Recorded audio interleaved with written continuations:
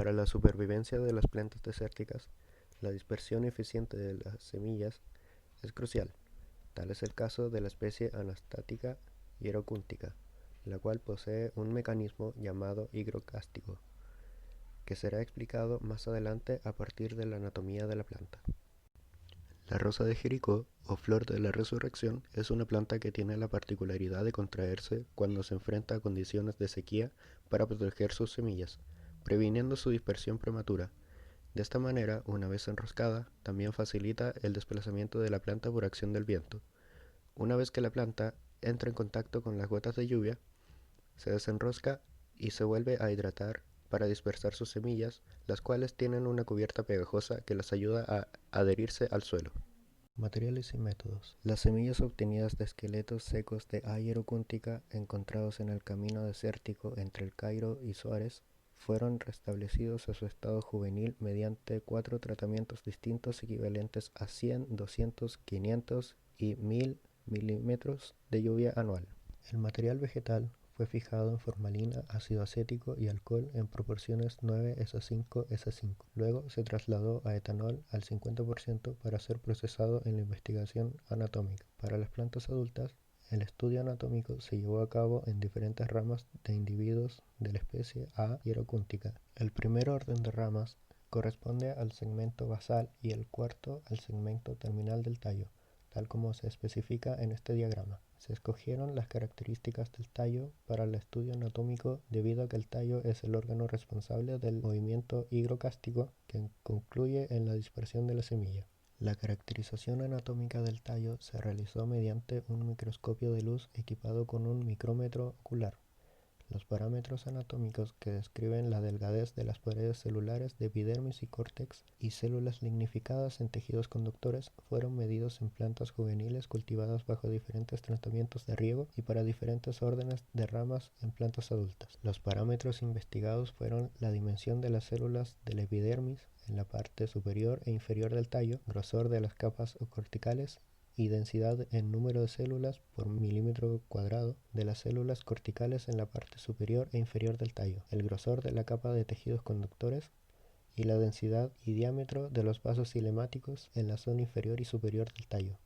La razón entre estas medidas se utilizaron para estimar el grado de diferencia entre la zona superior e inferior del tallo. Con un análisis de varianza se comprobó la significancia de estas diferencias en plantas juveniles con tratamientos de riego.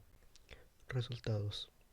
El tallo en cualquier orden de ramas se caracteriza por tener una distribución asimétrica del córtex y los tejidos conductores. La capa cortical en la parte abaxial o inferior del tallo es más amplia que en la parte superior o adaxial. El grosor del tejido conductor es mayor en la parte inferior del tallo y generalmente más estrecha en la parte superior. Tanto epidermis y córtex están formados por células delgadas. Los tallos de plantas juveniles de A. hierocúntica aumentan su diámetro a medida que reciben más agua. La razón entre la longitud de células de la epidermis inferiores y superiores fueron menores a una unidad. La razón de grosor del córtex inferior y superior es mayor a 1.5 en todos los tratamientos de riego y encuentra su rango más alto en el tratamiento de 100 milímetros, decreciendo en tratamientos con más agua. La lignificación de tejidos conductores también aumenta a medida que aumenta el tratamiento con agua. El incremento del área total de tejidos conductores se asocia con un decrecimiento en la razón del área de tejidos conductores respecto al área total del córtex y la médula.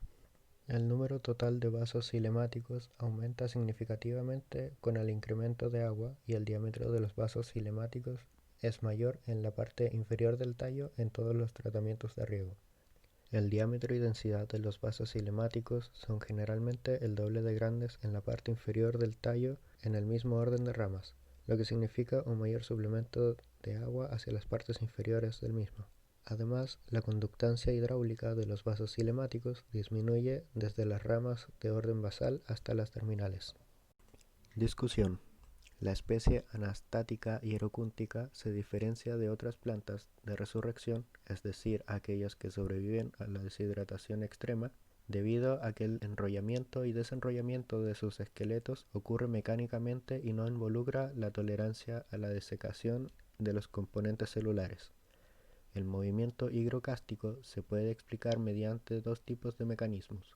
El primero depende de que las células acumulen y absorban agua en el lumen para hincharse, mientras que el encogimiento depende de la pérdida de agua. La distribución asimétrica en el grosor y densidad en número de las células de la epidermis y córtex podría facilitar el primer cierre de las ramas en las capas superiores del córtex. El segundo mecanismo se basa en el contenido de agua en las células lignificadas que causa hinchamiento o encogimiento en una dirección perpendicular a las microfibrillas celulósicas.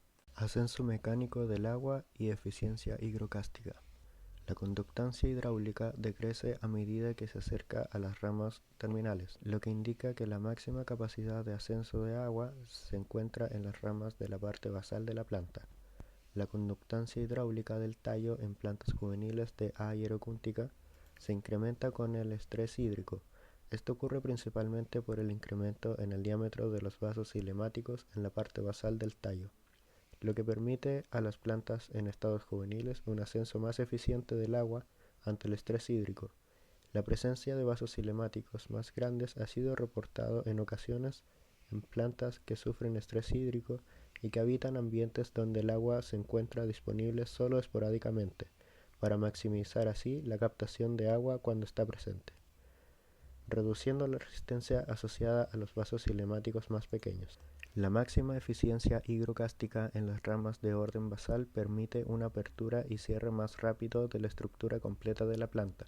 La eficiencia higrocástica, representada por el incremento del área de tejidos conductores, se observa con un incremento en el suministro de agua, lo cual se relaciona con un incremento en el área del córtex y la médula, como respuesta al incremento en el crecimiento asociado al aumento de agua. Como conclusión, a partir del estudio anatómico se pudieron observar las características y distribución de los distintos tejidos para comprender mejor el movimiento higrocástico que genera la apertura y cierre de la rosa de Jericó. Muchas gracias por su atención.